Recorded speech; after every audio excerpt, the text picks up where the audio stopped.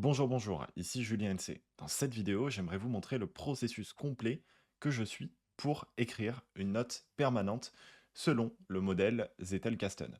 Donc concrètement, si vous ne connaissez pas ce que c'est voilà, une note permanente, etc., c'est très simple. Une note permanente, c'est une note qui est individualisée, ok, qui est donc déliée de son contenu initial et dans laquelle on va venir chercher à prendre en fait uniquement une note sur le concept unique du surlignage, voilà, qu'on a pris, donc afin de pouvoir lier cette note individuelle à d'autres notes individuelles qui sont dans notre système.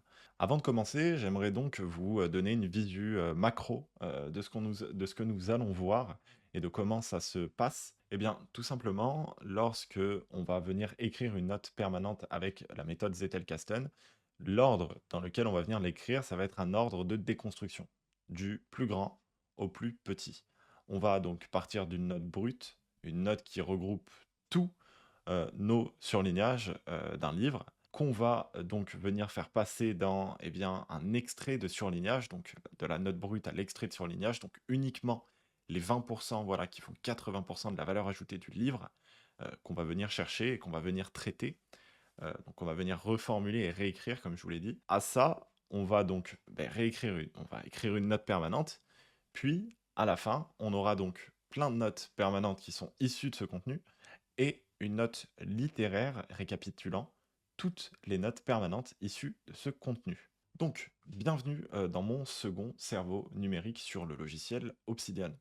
Ici, on est donc dans mon espace Knowledge. C'est dans cet espace que je gère donc tous les contenus que j'ai envie de traiter. Là, on est dans un livre, donc dans une note brute qui donc concerne le livre Ainsi parlait Zarathustra de Nietzsche. Donc c'est un livre que j'ai lu il y a pas mal de temps, que j'ai jamais traité. Je vais bien sûr pas le traiter dans cette vidéo, sinon ça prendra un peu de temps. Mais j'aimerais vous montrer, du coup, partir de cet exemple pour vous montrer en fait comment moi je fais pour sélectionner du coup, là dans cette infinité de surlignages, comment je fais pour sélectionner uniquement ce qui me plaît. Je vais pas tout vous faire, mais je vais vous montrer comment je le fais. Puis ensuite, comment je fais pour réécrire en fait une note permanente. Donc c'est un processus qui est pas très complexe. La seule chose que vous avez à faire, donc moi en l'occurrence, ce que je fais à chaque fois, c'est donc de mettre mon template de notes littéraires. Vous voyez, si je copie auteur, euh, le nom du livre, puis je supprime ça. Et ici, j'ai mon template qui est mis. Ensuite, je mets un mock, donc une carte de contenu. Moi, ça va être une carte de contenu donc de philosophie. Et ensuite, j'enlève ça et on est bon. Puis, ce que je fais, c'est que donc là, j'ai plein de surlignages. Eh bien, ce que je vais faire, c'est que dans tous ces surlignages, je vais chercher à venir, je vais chercher un concept que j'aimerais traiter, que j'aimerais faire passer donc dans une note permanente. Euh, je vais lire. Donc là, je vais venir du coup isoler en fait ce qui m'intéresse. Donc là, je vais mettre un titre à ma note, simplement pour pas l'oublier. Je fais pas tout le temps comme ça, mais en tout cas, là, je mets un titre. La plupart du temps, je traite tous mes surlignages avant de mettre un titre. En tout cas, là, je vais mettre un titre pour pas l'oublier. Donc, le surhomme, et pour vous le montrer d'ailleurs, le surhomme, et l'objectif, et le sens, et un truc pour... Là, j'essaye donc de trouver des mots simples que je pourrais comprendre si je relis cette note dans 10 ans. Le surhomme, et donc, et ce que chaque humain doit chercher, en gros. Je vous enseigne le surhomme. L'homme est quelque chose qui doit être surhomme. Le surhomme de Nietzsche, puisque ça, c'est vraiment un concept qui est vraiment nietzschéen. Donc, concrètement, je ne vais pas isoler ce concept, je vais donc le garder. C'est le concept de Nietzsche. C'est le surhomme de Nietzsche, c'est son concept. Ça, c'est son concept, vraiment. Parce que quand on pense à Nietzsche, on pense au surhomme. Et je vais tout supprimer, donc je vais garder que ces deux surlignages en guise d'exemple. Hop, ici, donc ça, imaginons que je vais le supprimer. Bien sûr, je ne le supprime pas puisque j'aimerais traiter réellement ce livre. Mais donc, imaginons que ça, c'est supprimé, ça n'existe pas. Donc, on va le mettre tout en bas. Voilà, ça n'existe plus. Ensuite, ce que je fais, une fois que j'ai donc le titre et les surlignages que j'ai envie d'avoir, eh bien, ce que je fais, c'est que je vais venir mettre donc en préforme ma note. Donc là, en l'occurrence, référence, c'est ce qui contient donc la référence, la chose, donc la référence avec laquelle je me suis basé pour réécrire ce concept, donc la source en quelque sorte. Puis ensuite les liens, donc ce qui est en dessous de la référence, donc c'est les liens que je vais venir faire donc dans la note. Ça ressemble à ça dans la pratique. Ici, je reformule ma référence, puis en bas, eh bien, je fais des liens.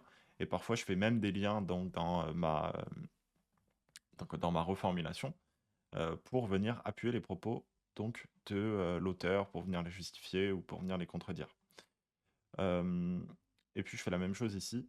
Donc, la plupart du temps, moi, j'utilise simplement un copier-coller. Vous voyez, je copie la ligne qui est juste au-dessus ici, là. Vous voyez, la ligne entre le titre et le vide. Puis en fait, je viens la coller ici et ça me met automatiquement une ligne. Vous voyez, ça me fait gagner du temps quand j'ai peut-être 100 notes à traiter. Eh bien, ça me fait gagner un temps fou. Ça me fait gagner un temps fou. Et pareil pour les liens. Je copie comme ça et je laisse toujours un espace en bas. Donc, maintenant, ce que je fais une fois que j'ai ma forme, que là j'ai mis en préforme, eh bien, je vais venir donc reformuler la note. Ici, par exemple, il y a des fois des notes où eh bien, j'ai pas trop envie de les reformuler puisque je trouve en fait que ces notes se suffisent à elles-mêmes. Qu'est-ce que ça veut dire? Eh bien, ça veut dire que ces notes n'ont pas besoin, en fait, j'ai pas besoin d'y rajouter ma pensée, j'ai pas besoin d'y rajouter mes mots, puisque en fait, ça viendrait, donc ma pensée viendrait simplement, eh bien, rajouter du superflu dans cette note. Donc en gros, là, moi, de ce que j'ai compris en lisant cette note, eh bien, c'est que l'homme, donc c'est quelque chose qui doit être surmonté. Donc la partie primaire de l'homme, donc le singe, c'est quelque chose qui doit être surmonté pour tendre vers un but de rationalité suprême. Donc de contrôle de ses pensées, de contrôle de ses émotions, de contrôle de ses envies, de ses pulsions animales. Donc là, en fait, ce que je vais dire, l'homme est euh, quelque chose, donc là, plutôt, je vais dire le singe dans l'esprit de l'homme. Vous voyez, dans l'esprit de l'homme doit être surmonté. Un surhomme est donc une personne ayant surmonté ses instincts primaires. Voilà. Donc en gros, voilà moi de ce que j'ai compris de cette note. Peut-être qu'il y aura d'autres personnes qui auront une interprétation différente de cette note. En tout cas, le but ici, c'est de garder donc sa subjectivité naturelle. Donc, il faut reformuler la note comme vous l'avez compris. Vous ne cherchez pas à voilà, avoir juste, c'est pas question-réponse. Le but d'une synthétisation, d'une reformulation, eh bien, c'est de reformuler son idée, donc avec donc ce que vous, votre personnalité, ce que vous avez vécu, etc. Donc vos pensées, etc., etc. C'est vraiment ça là, le but vraiment profond de ce système. Et c'est ça qui vous permettra donc de réutiliser ces notes dans tous vos projets, puisqu'elles vont être adaptées, puisque vous les avez reformulées, eh bien, à votre personnalité, à vos mots, à ce que vous pensez, etc., etc. Donc c'est pour ça que c'est vraiment un capital intellectuel. Donc moi, en tout cas, de ce que j'ai compris dans le concept de surhomme de Nietzsche, eh bien, c'est que le singe, dans l'esprit de l'homme, bah, il doit être surmonté. Et donc un surhomme, c'est une personne ayant surmonté ses instincts primaires. Voilà ce que j'ai compris. Et puis ici, donc, par exemple, ici, moi, je ne vais pas reformuler cette note puisque vous voyez bien que ce serait que du surplus. La note est déjà courte, elle est déjà, eh bien, on la comprend quoi, en lisant la référence, donc on ne reformule pas. Ok. Et bien maintenant, qu'est-ce que je vais pouvoir venir me poser comme question pour venir faire un lien intéressant? Donc ça, c'est l'étape d'après. Eh bien, je vais me poser la question, ben, qu'est-ce qui pourrait venir enrichir eh bien, le concept de surhomme de Nietzsche? Qu'est-ce qui pourrait venir le faire monter donc en crédibilité, pour venir donc l'enrichir en gros? Eh bien là, je pourrais me dire que eh bien, le surhomme est ce que chaque humain doit chercher. Eh bien, je vais le dire, je vais le mettre ici.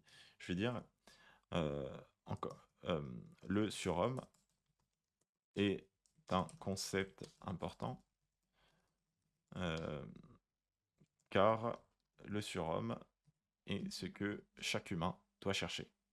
Puis, je pourrais venir eh bien, explorer d'autres chemins du possible dans ma note. Par exemple, je pourrais avoir tendance à aller dans le manuel d'Épictète, dans du coup du stoïcisme, donc ma carte de contenu du stoïcisme. Euh, ta ta ta ta ta ta ta.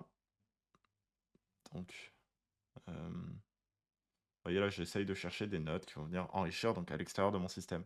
Là, pour info, la note que j'ai fait, donc en fait, comme je vous ai dit, donc c'est vraiment le terme de préforme.